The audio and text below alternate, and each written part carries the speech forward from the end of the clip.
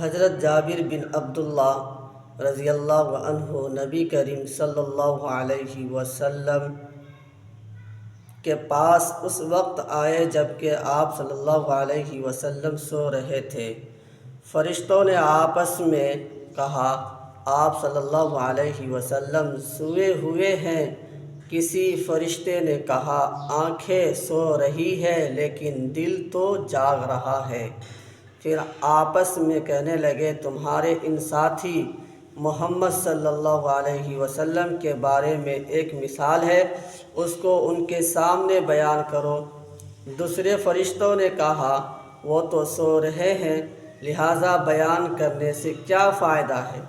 ان میں سے بعض نے کہا، بے شک آنکھیں سو رہی ہے لیکن دل تو جاگ رہا ہے۔ پھر فرشتے ایک دوسرے سے کہنے لگے، ان کی مثال ایسی ہے جیسے ایک شخص نے مکان بنایا اور اس میں دعوت کا انتظام کیا، پھر لوگوں کو بلانے کے لیے آدمی بھیجا، جس نے اس بلانے والے کی بات مان لی وہ مکان میں داخل ہوگا اور کھانا بھی کھائے گا، اور جس نے اس بلانے والے کی بات نہ مانی وہ نہ مکان میں داخل ہوگا اور نہ ہی کھانا کھائے گا۔ یہ سن کر فرشتوں نے آپس میں کہا، اس مثال کی وضاحت کرتا ہوں تاکہ یہ سمجھ لے۔ بعض نے کہا، یہ تو سو رہے ہیں، وضاحت کرنے سے کیا فائدہ ہے؟ دوسروں نے کہا، آنکھیں سو رہی ہے مگر دل تو بیدار ہے۔ پھر کہنے لگے، وہ مکان جنت ہے جسے اللہ تعالیٰ نے بنایا اور اس میں مختلف نعمتیں رکھ کر دعوت کا انتظام کیا، اور اس جنت کی طرف بلانے والے حضرت محمد صلی اللہ علیہ وسلم ہیں۔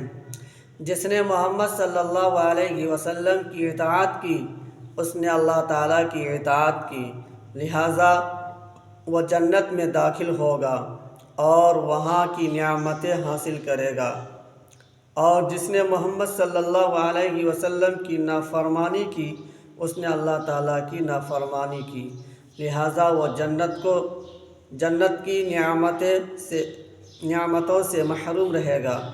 محمد صلی اللہ علیہ وسلم نے لوگوں کی دو قسمیں بنا دیں، ماننے والے اور نہ ماننے والے۔